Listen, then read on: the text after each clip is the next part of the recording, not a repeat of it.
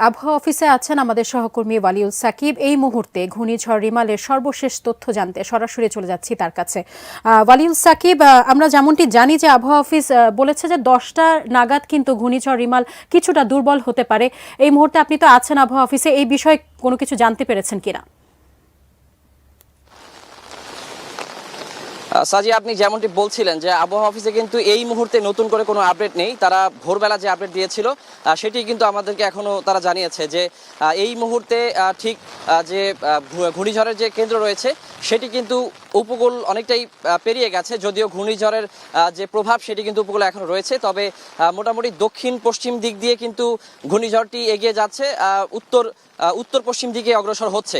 আর আমরা জানি যে এখন পর্যন্ত যে ঘূর্ণিঝড়ের প্রভাব সেটি কিন্তু সারা দেশেই পড়তে শুরু করেছে এবং ঘূর্ণিঝড়ের প্রভাবেই কিন্তু আমরা দেখতে পাচ্ছি যে রাজধানী ঢাকা সহ দেশের বিভিন্ন অঞ্চলেই কিন্তু বৃষ্টি হচ্ছে এবং আমরা জানতে পেরেছি যে এই বৃষ্টি কিন্তু আরো দুদিন অব্যাহত থাকতে পারে এবং আবহাওয়া অফিস বলছে যে বৃষ্টি যত বেশি হবে ততই কিন্তু ঘূর্ণিঝড় দুর্বল হয়ে যাবে এবং দুর্বল হতে হতেই কিন্তু উত্তর পশ্চিম দিকেই কিন্তু অগ্রসর হয়ে ঘূর্ণিঝড় দুর্বল হয়ে যাবে।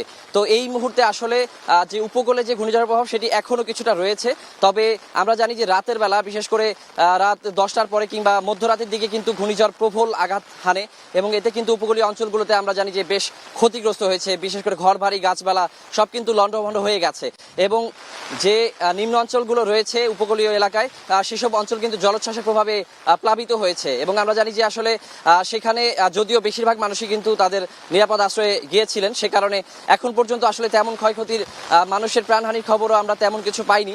তবে মোটামুটি কিন্তু অনেকেই আসলে নিরাপদ আশ্রয়ী রয়েছেন, সে কারণে হয়তো ক্ষয়ক্ষতি কিছুটা কম হবে, তবে মানুষের যে বাড়িঘর এবং গাছপালা সেগুলো কিন্তু ক্ষতিগ্রস্ত হয়েছে।